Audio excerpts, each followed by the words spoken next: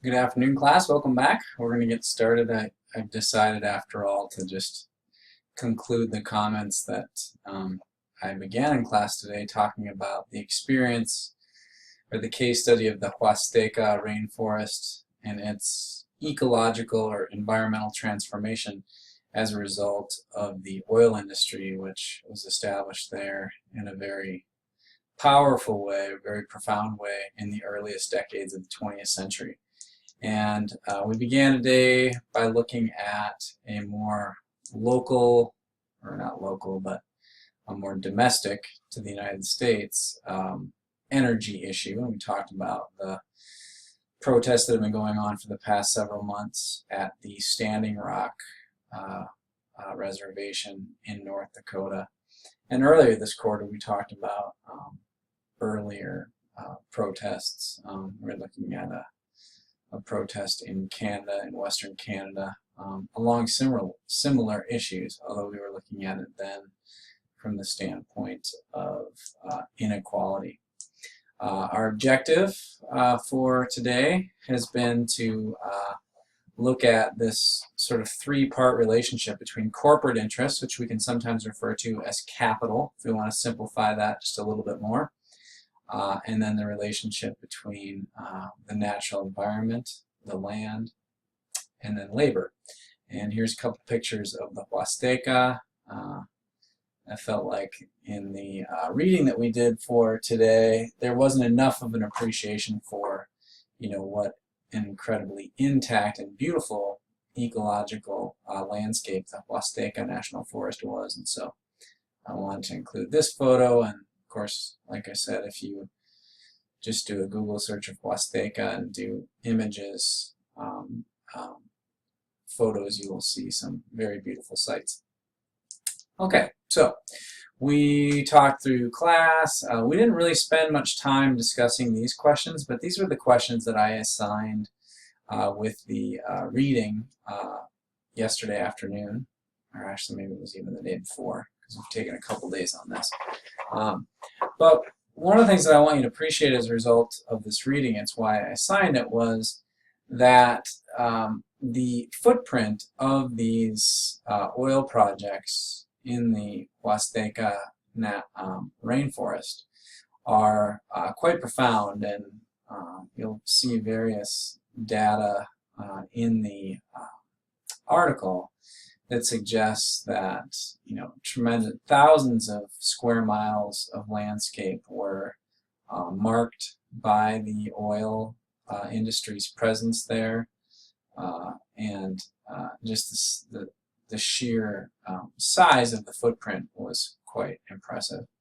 And then in a somewhat related area of focus, we'll note that the nature of oil extraction itself, particularly in the early 20th century, not that it's changed all that dramatically since, but particularly in the early 20th century, you see a description, kind of the early half of the article goes into quite depth about the series of the different layers or different processes that go into oil extraction, and whether it's from deforesting the area to make it accessible to the drillers. Of course, there's a need to create greater infrastructure for the workers. The article mentions 50,000 full-time workers brought into that area.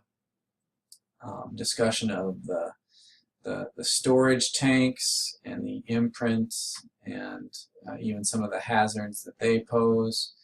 The need to dig wells or earthen dams that capture and hold the oil, the building of tubes and tunnels to move the oil from its earliest extraction to where it can be refined and further developed. The roads, the railroads, the telegraph lines, so on and so forth. A dramatic infrastructure that dramatically transforms the ecology of the Huasteca as it otherwise had been.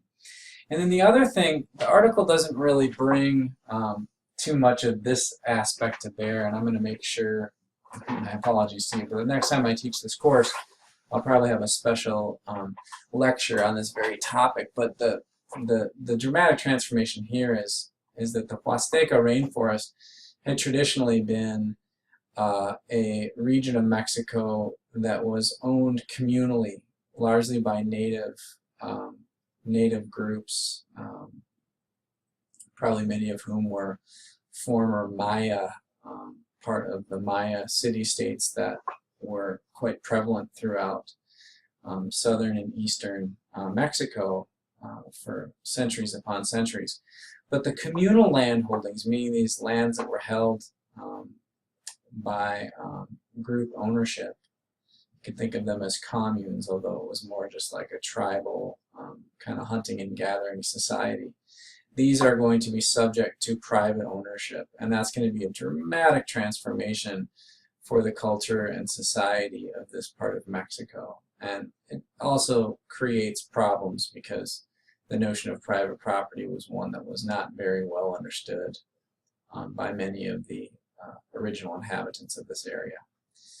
And we'll see, actually we won't talk about it too much more in the course, but what's going to happen in the Huasteca area is in 1938, Mexico is actually going to nationalize its oil reserves. And this is at the time which the company Pemex is formed, which is Petroleum of Mexico. And so the international interest that we read about in the article will essentially be kicked out. They'll be paid a little bit to recognize the value of the reserves that they had once owned in Mexico, but now, henceforth, and it's true to this day, Mexico will own its oil reserves. And the Mexican oil workers organized, formed unions, and had very powerful roles in creating a situation where foreign oil companies found themselves no longer in Mexico. So that's a larger story, and unfortunately we don't have quite enough time to tell it.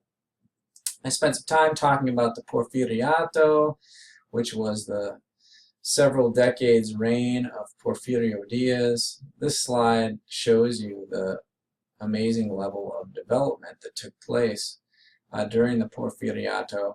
And I'm going to click ahead, but if you want to, you can click back to this slide after you understand or rethink a little bit further about the triangle of domination. You'll see that in this slide we're looking at essentially the extension and expansion of railroad infrastructure in Mexico, and that was no surprise. That was not a coincidence. It was happening by and large because of the oil industry and its expansion within Mexico. There were other export-led industries that also contributed to that dramatic expansion. Talked about the triangle of domination and these three legs of the dominant stool, which are foreign capital, foreign technical expertise, and then foreign administrative and organization skills. I'm going to let my comments in class speak for those. And then here we talked a little bit about how an export-led economy can generate impressive wealth, but oftentimes, particularly if it was being driven by foreign investors, those foreign investors would make the profits and benefits of export-led development strategies, they'd make it very beneficial to the leadership class within a country. But as for the workers and everyday people, it wouldn't necessarily have been such a wonderful or even prosperous venture. Essentially, the natural wealth and natural resources of a country like Mexico is being traded to global corporations for a relatively small sum of that corporation, making it attractive and beneficial to a relatively small group of politicians or local business people, influential members of society, sometimes even high-ranking members of the Catholic Church. Okay, so we closed, we were going to close. I was talking a little bit about this balance of capital, labor, and nature. And again, it all really begins with Marx's analysis of the nature of labor and the role it plays in an economy. And those of you who know a little bit about communism and know Marx from other classes, you know that Marx has a natural affinity and a natural concern for the everyday laborer, who in his larger framework, Marx's larger framework, goes by the name of the proletariat, a member of the proletariat, the working class. Marx believes, in short, that the proletariat, the working class, is being undervalued in a capitalist system. And he further predicts that because of this inability of capitalism to fully appreciate the laborer, or the proletariat, that ultimately the seeds of capitalism's destruction have already been sown. But that's a little bit of a distraction from why we're paying attention to Marx here, because what we want to look at here is how do capitalists, how do the bourgeoisie, the sort of ranking enterprising class, the management class of the modern economy, how is it that they're able to appropriate, meaning take for themselves, the natural resources of a given region? And so we could call this appropriation, we could also call it exploitation. But what Marx is saying is that the capitalists engage in a rather shrewd and quite impressive logic. And they're able to use this logic and appeal to large groups of people. Interestingly enough, the capitalists themselves are a relatively small segment of society, but they're able to bring their interest to bear on a much larger group of people. And it comes down to their ability to essentially convince all of society that allowing capitalists to make designs, to allow capitalists to take for themselves or for their industry the natural resources of a region, that all will benefit.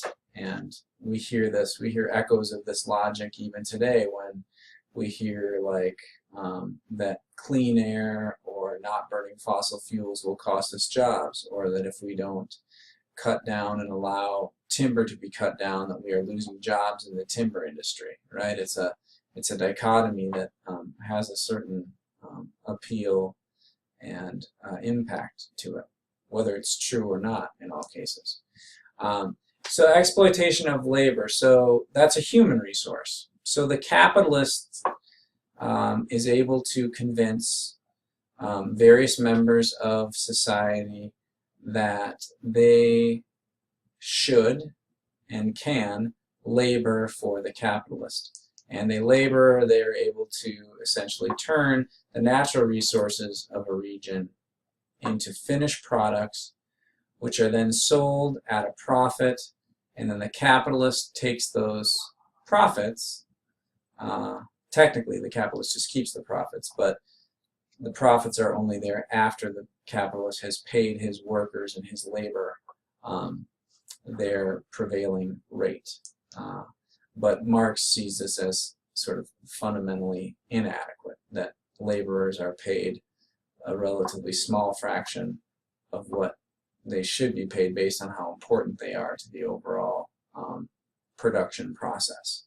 So profit through capitalization, through the investment of, in this case, international oil companies, is dependent upon the work of these Mexican oil workers.